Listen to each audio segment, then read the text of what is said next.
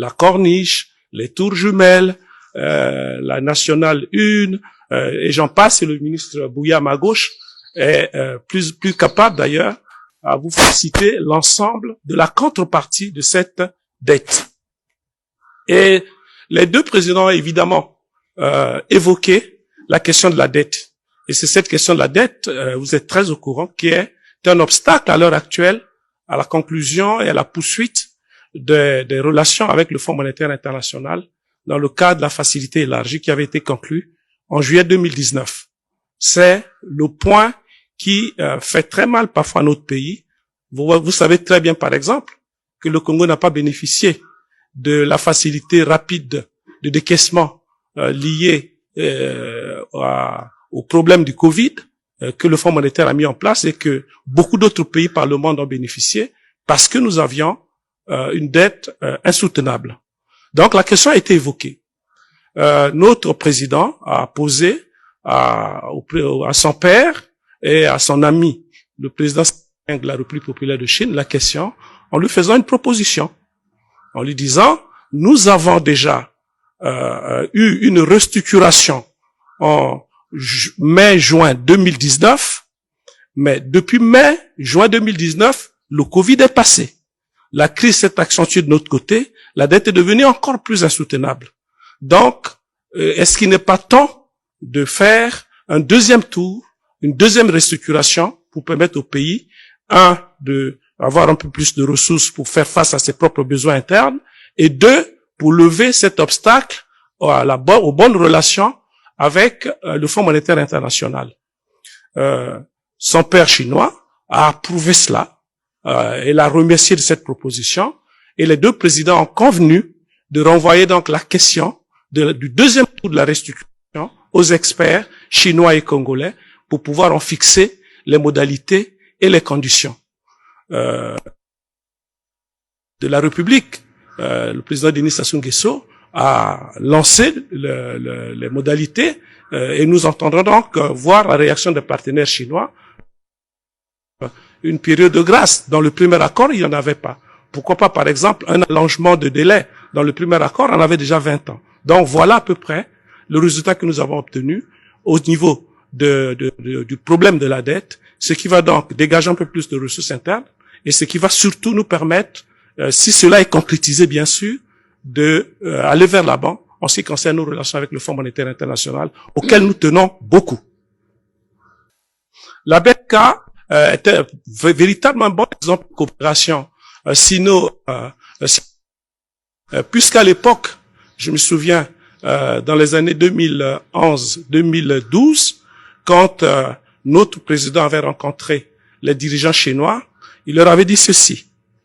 La coopération depuis 1964, que nous l'avons, couvre tous les domaines, culturels, économiques, santé, mais ne couvre pas le domaine bancaire.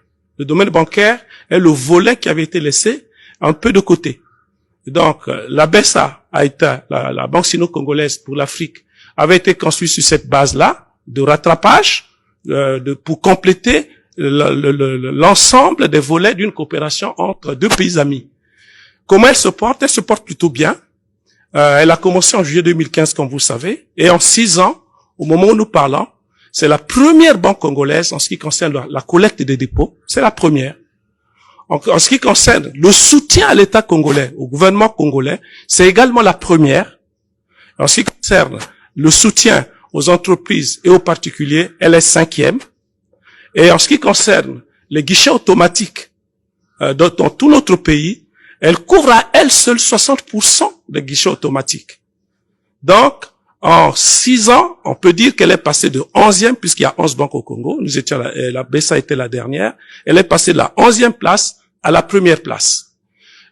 Pour terminer, elle est une banque sino-congolaise pour l'Afrique.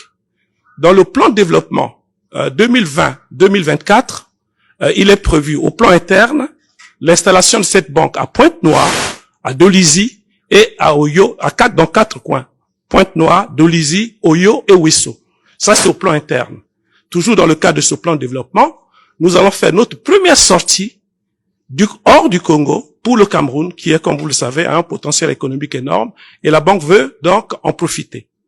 Et je terminerai par vous dire ceci, je serai, moi encore, 2 ou 3 mois seulement, le président du conseil d'administration de la BESA Bank, parce que le règlement COBAC interdit à un ministre des Finances d'être président du conseil d'administration d'une banque commerciale.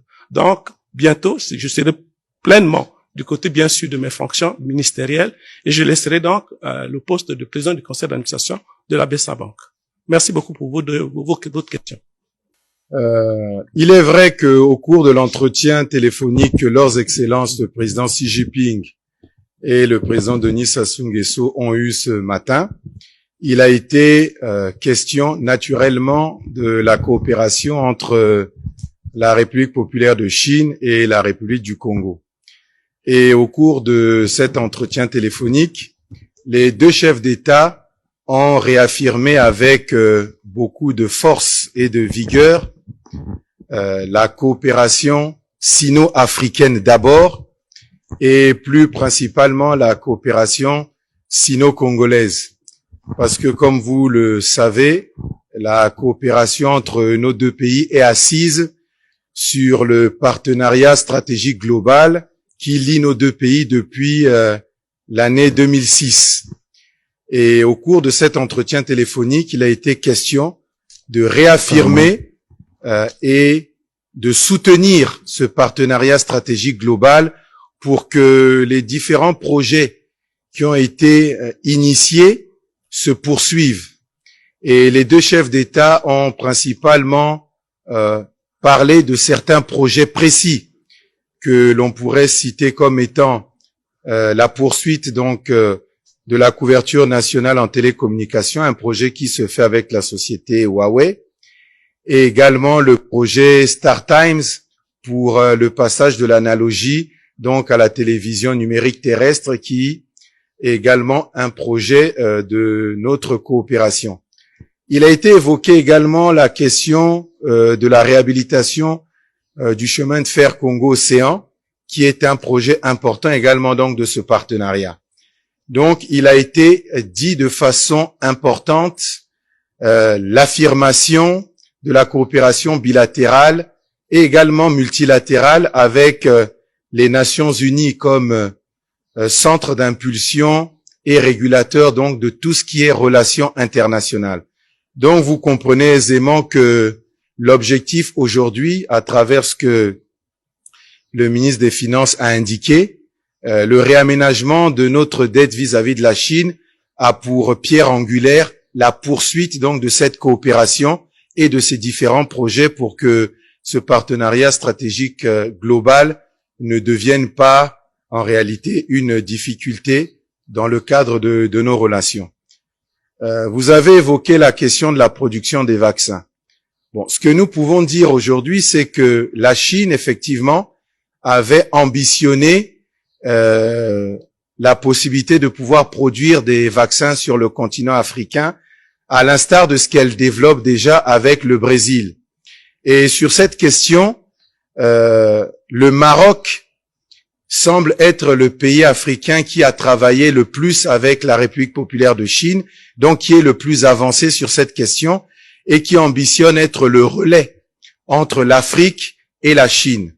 Donc, nous pensons aisément que cette promesse de la Chine sera tenue et que, à moyen ou long terme, la production de vaccins se fera, bien évidemment, sur le continent africain. Et vous avez évoqué la question des dons. Bon, le premier don de vaccin était composé d'un lot de 100 000 doses que nous avons réceptionnées, et il y a eu une deuxième dotation qui a été faite par la Chine de 200 000 doses. Donc, en réalité, nous pouvons considérer que la République populaire de Chine a gratifié le Congo au total de 300 000 doses. Mais je vais profiter donc du micro que vous me tendez aujourd'hui pour quand même relever un fait qui est une recommandation gouvernementale en réalité. C'est que toutes ces doses, il faudrait bien que nous puissions les consommer, parce qu'il y a un certain nombre de doses qui arrivent en date de péremption à la fin du mois de juillet. on a près de 98 000 à 100 000 doses non utilisées. Et si les gens ne se vaccinent pas, nous allons devoir les jeter. Et il serait dommage qu'un pays comme la Chine, qui nous a quand même gratifié de près de 300 000 doses, constate que un pays ami et frère comme le Congo n'a pas utilisé ces doses et a dû les jeter. Donc c'est quand même un appel que nous profitons aujourd'hui, nous membres du gouvernement, pour demander aux populations donc de notre pays de se faire vacciner. Merci. Bien, merci beaucoup. Nous pouvons dire que l'essentiel a été dit. Il faut distinguer en ce qui concerne les projets avec la Chine, deux catégories de projets. Il y a des projets issus du partenariat stratégique, donc avec des financements chinois. Ces projets sont en cours, notamment les tours jumelles, le centre commercial et d'autres qui sont en cours et qui se développent bien. Et on a d'autres en perspective. Le ministre de la Coopération internationale l'a dit. En remplissant les conditions, on devrait pouvoir passer au numérique assez rapidement et faire la troisième phase de télécommunication.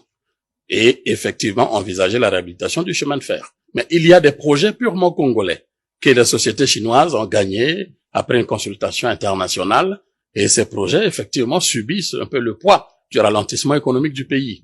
Et je pense qu'avec la recherche de la résolution de la question par la dette intérieure, on devrait pouvoir donner une impulsion pour redémarrer ce que vous constatez. Donc, les projets réalisés par les entreprises chinoises, mais qui sont des projets purement financés par le Congo en fonction de ce qui est mis en œuvre pour son développement. Donc, voilà ce qui est de la question, mais la volonté est